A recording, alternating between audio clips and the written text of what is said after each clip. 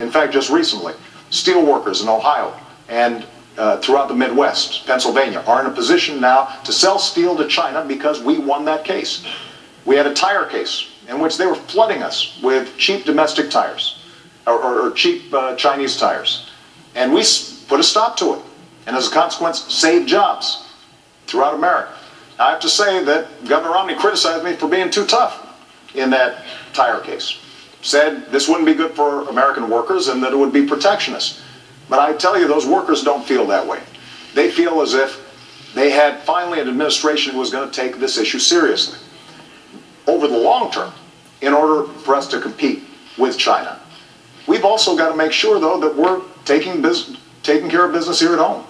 If we don't have the best education system in the world, if we don't continue to put money into research and technology that will allow us to create great businesses here in the United States, that's how we lose the competition. And unfortunately, Governor Romney's budget and his proposals would not allow us to make those investments. All right. Governor. Well, first of all, it's not government that makes business successful. It's not government investments that make businesses grow and hire people. Let me also note that the greatest threat that the world faces, the greatest national security threat, is a nuclear Iran. Let's talk about China. China has an interest that's very much like ours in one respect, and that is they want a stable world. They don't want war. They don't want to see protectionism.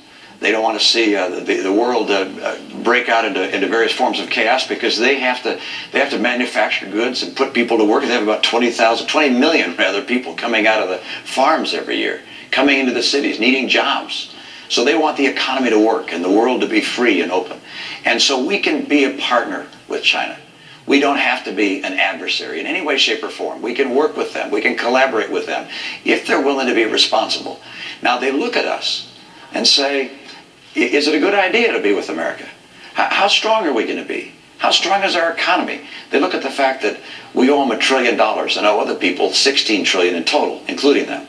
They look at our decision to cut back on our military capabilities. $1 trillion. The Secretary of Defense called these $1 trillion of cuts to our military devastating. It's not my term. It's the President's own Secretary of Defense called them devastating. They look at America's commitments around the world, and they see what's happening, and they say, well, okay, is America going to be strong? And the answer is yes. If I'm president, America will be very strong. We'll also make sure that we have trade relations with China that work for us. I've watched year in and year out as companies have shut down and people have lost their jobs because China has not played by the same rules, in part by holding down artificially the value of their currency. It holds down the prices of their goods. It means our goods aren't as competitive and we lose jobs. That's got to end. They're making some progress. They need to make more. That's why on day one I will label them a currency manipulator, which allows us to apply tariffs where they're taking jobs. They're stealing our intellectual property, our patents, our designs, our technology, hacking into our computers, counterfeiting our goods. They have to understand, we want to trade with them. We want a world that's stable. We like free enterprise, but you've got to play by the rules. Well, Governor, let me just ask you, if you declare them a currency manipulator on day one, some people are saying you're just going to start a trade war with China on day one. Isn't there a risk that that could happen? Well, they sell us about this much stuff every year, and we sell them about this much stuff every year. So it's pretty clear who doesn't want a trade war. And there's one going on right now, which we don't know about. It's a silent one, and they're winning. We have enormous trade imbalance with China, and it's worse this year than last year, and it's worse last year than the year before. And so we have to understand that we can't just surrender and lose jobs year in and year out. We have to say to our friends in China, look, you guys are playing aggressively. We understand it, but this can't keep on going. You can't keep on holding down the value of your currency, stealing our intellectual property, counterfeiting our products, selling them around the world, even into the United States. I was with one company that makes valves in process industries. And they said, look, we were having some valves coming in that were broken, and we had to repair them under warranty. And we looked them up, and they had our serial number on them. And then we noticed that there was more than one with that same serial number. There were counterfeit products being made overseas with the same serial number as a U.S. company, the same packaging. These were being sold into our market and around the world as if they were made by the U.S. competitor. This can't go on. I want a great relationship with China. China can be our partner, but that doesn't mean they can just roll all over us and steal our jobs on an unfair basis. Well, Governor Romney is right. You are familiar with jobs being shipped overseas because you invested in companies that were shipping jobs overseas. And, you know, you're right. I mean, that's how our free market works. But I've made a different bet on American workers. You know, if we had taken your advice, Governor Romney, about our auto industry, we'd be buying cars from China instead of selling cars to China. If we take your advice with respect to how we change our tax codes so that companies that earn profits overseas don't pay U.S. taxes compared to companies here that are paying taxes, now that's estimated to create 800,000 jobs. The problem is they won't be here, they'll be in places like China. And if we're not making investments in education and basic research, which is not something that the private sector is doing at a sufficient pace right now and has never done, then we will lose the lead in things like clean energy technology. Now, with respect to what we've done with China already, U.S. exports have doubled since I came into office to China, and actually currencies are at their most advantageous point for U.S. exporters since 1993. We absolutely have to make more progress, and that's why we're going to keep on pressing. And when it comes to our military and Chinese security, part of the reason that we were able to pivot to the Asia-Pacific region after having ended the war in Iraq and transitioning out of Afghanistan is precisely because this is going to be a massive growth area in the future. And we believe China can be a partner, but we're also sending a very clear signal that America is a Pacific power, that we are going to have a presence there. We are working with countries in the region to make sure, for example, that ships can pass through, that commerce continues, and we're organizing trade relations with countries other than China so that China starts feeling more pressure about meeting basic international standards. That's the kind of leadership we've shown in the region. That's the kind of leadership that we'll continue to show. I just want to take one of those points. Again, attacking me is not talking about an agenda for getting more trade and opening up more jobs in this country. But the president mentioned the auto industry and that somehow I would be in favor of jobs being elsewhere. Nothing could be further from the truth. I'm a son of Detroit. I was born in Detroit. My dad was head of a car company. I like American cars. And I would do nothing to hurt the U.S. auto industry. My plan to get the industry on its feet when it was in real trouble was not to start writing checks. It was President Bush that wrote the first checks. I disagree with that. I said these companies need to go through a managed bankruptcy, and in that process they can get government help and government guarantees, but they need to go through bankruptcy to get rid of excess cost and the debt burden that they'd built up. And fortunately, Romney, the president took what you said. Fortunately, you can take a look Governor at the Romney, you did not say that you would provide governor help. I said that we would provide guarantees, and that was what was able to allow these companies to go through bankruptcy, to come out of bankruptcy. Under no circumstances would I do anything other than to help this industry get on its feet. And the idea that has been suggested that I would liquidate the industry, of course not. Of course not. Let's check That's the the height of silliness. I have never said I would liquidate the industry. Governor, I want to keep the industry going and thriving.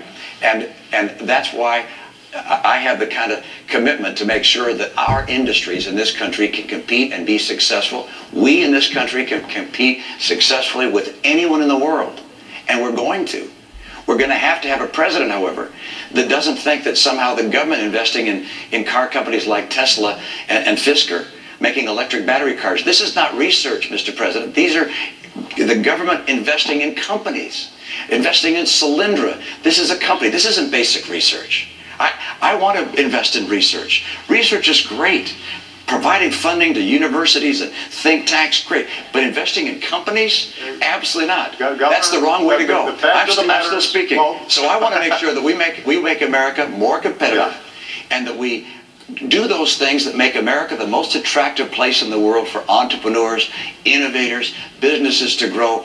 But your investing in companies doesn't do that. In fact, it makes it less likely for them to come here because the private sector is not going to invest in a solar company. I'm happy to respond. If you're investing government money in someone else's. Look, I think anybody out there can check the record.